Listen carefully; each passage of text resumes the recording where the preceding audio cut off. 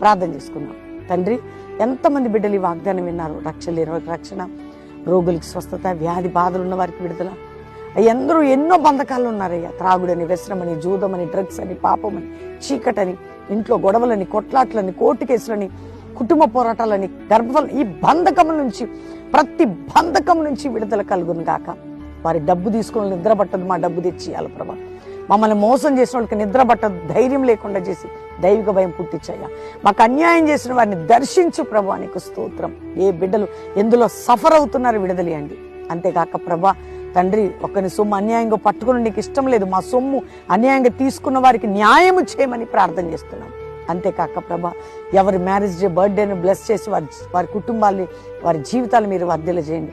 ఎవరికి నాయన ఏ సమస్య ఉందో విడుదల దయచేయండి. ఇంటర్, డిగ్రీ, 10th అన్ని ఎగ్జామ్స్ రాసే బిడ్డలకు తోడుగుండి విజయవంతంగా రిజల్ట్ ఇవ్వండి, ఆశీర్వదించండి.